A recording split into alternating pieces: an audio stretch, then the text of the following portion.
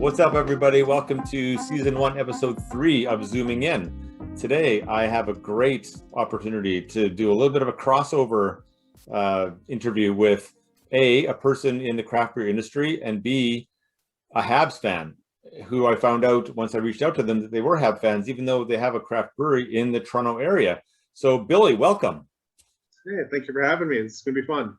Yeah, it is going to be a great time. So, first of all, thanks for coming on. And secondly, Black Lab Beer. Is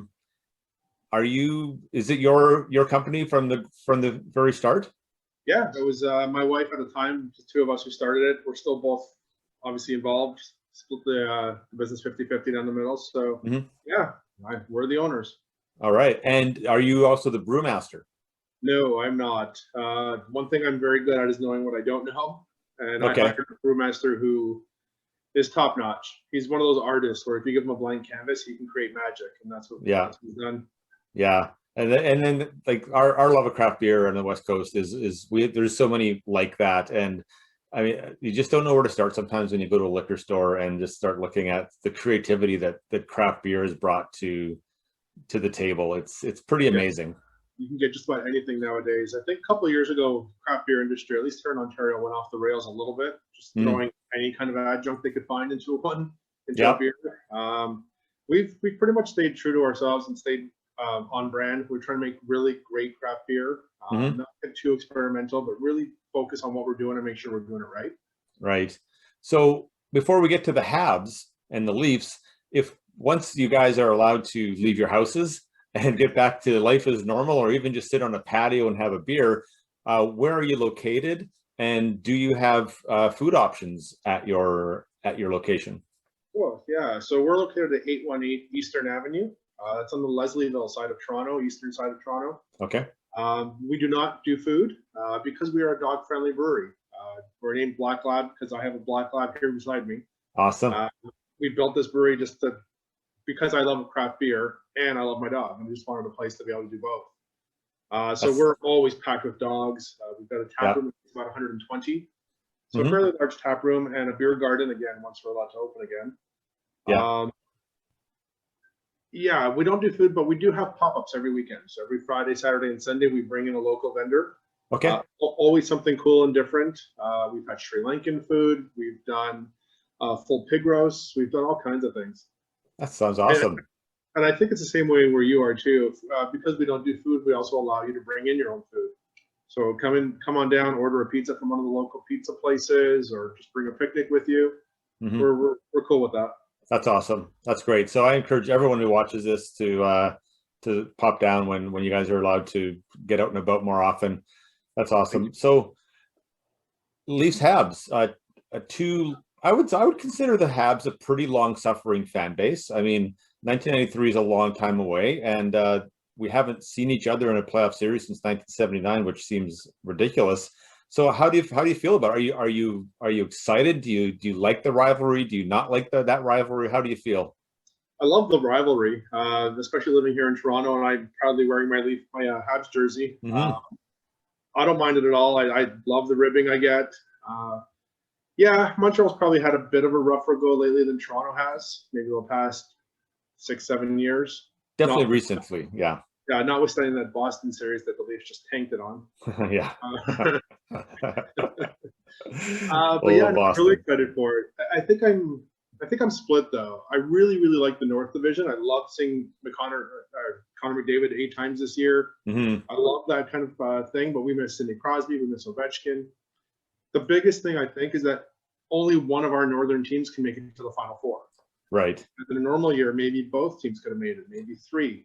Yeah, potentially, right? Yeah, so we're kind of limited that way, and only one team gets to make it. But on the other, we're also guaranteed the Habs will make the Final Four. There you go. So, like, specific to the series and the two teams of this year, I don't think there's anybody who would suggest that on paper the Leafs don't have a more talented team.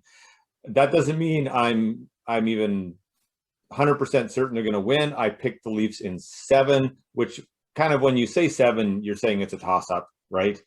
But on that game. Yeah, exactly. And so if the Habs do win this series, how do you look back and say they won the series because of what? Well, if Based you on look your back, team's performance. just look back at how they started the year. The first 10 games, they were tops in the league. I think they were 8-0-2. Yeah. Only 2 overtime losses. They were dominating. Mind you, I think the first 6 games were all against Vancouver, so that kind of helped a little bit. Oh, sure. Our team is rolling. We're built for speed. The new additions they got this year with Josh Anderson and Tyler Toffoli, a bit more of that prototypical power forward that we really haven't had since John LeClaire, like going way back. Like that's a good comparison. Yeah, we really haven't had that guy who can go in the corners, get that puck, come out and fire it. So yeah, we're built for speed. If you look at the games we played against the Edmonton Oilers, we held Connor McDavid and Draisaitl in check up until the last 2 games, I think. I think there was games where McDavid didn't even get a shot on net. So we can hold our own. Obviously, injuries took a big part out of us this year. I mean, losing Carey Price, losing Shea Weber, Jonathan Drouin, Gallagher out for the past month and a bit. So when you lose your top goalie, your top defenseman, and 2 of your really great forwards, I mean, Gallagher's the heart of the team, right? For sure. So you lose them. Hate playing against him. Yeah. He's going to be one of those players, if he ever leaves, I'm going to hate him. But love him that he's here. So if you take away the last 15 games of the season, which we really didn't have a full complement, even Danault, our main center guy, he was also missing too for a long time. Yeah, so, that's true. What do you know about who you're getting back for game 1? What have you heard? I believe Gallagher. I saw he took practice today. Same with Danault. They both took full practice this morning. Yeah. Carey Price, I believe, will be back. Okay. The only one I'm not sure really is Shea Weber. And, no one's even talking about Drouin, which, if you factor in, we may have lost him but got Cole Caulfield. I'd say we actually have. So yeah, Caulfield is he's made some hay. He had a pretty big impact there right away. Back-to-back overtime goals, which is insane. Absolutely. So if you were to make a prediction, and let's say if you were to make just a friendly wager with somebody, would you take the Habs? Do you think, what would you say is going to happen in the series? Do you have faith in your team? Always have faith in your team. About 3 weeks ago, somebody asked me, and I am nothing if not honest, and I said probably Leafs in 6. I know Montreal's going to grab 1 or 2 games. I mean, if Carey Price plays on out of this world like he has in the past in the playoffs, our team seems to be picking it up again. We've got a 4th line now that can roll pretty good. I don't know. Somebody did bet me. One of my good friends bet me that the Leafs would win in 5 or less. Oh, that's a bold bet. I took that bet in a heartbeat. All I got to do is win 1 game. I'd take it too. And then there's that other one where you just might steal one. So. Yeah. Well, I think Leafs in 6, but I would not be shocked in the least if the Montreal Canadiens win it. I wouldn't either. And one thing I said in our preview show today was that of all the 31 teams in the league, the Leafs can get out hustled by all 30. Like they will always be outworked by their opponent. They don't work hard. I'm not saying they're not trying hard, but they're not a big motor team. And when you drop the puck in the playoffs, that goes a longer way than it does in the regular season. And then you get goalied, and then you get special teamed.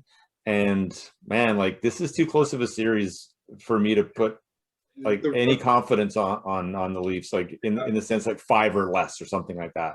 But the biggest unknown for me is what the Leafs did in the offseason. They went out and got Spezza and Simmons and Thornton. Yeah.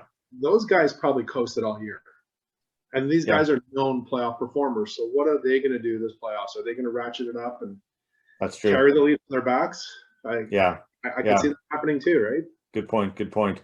Well, based on the sort of the window that I want to keep this to, like the digestible timeline of people watch it, we're going to call this an episode, but there's probably a really good chance we'll get this back on. And the last point, you are sending Sean some beer, so he will be drinking Black Lab beer during the series for our podcast. So we're really excited about that too. Got that shipment out this weekend, so yeah, he'll get it very shortly. All right. Thank you very much for doing this, Billy. Thank you, and as always, all right. Go. Thanks.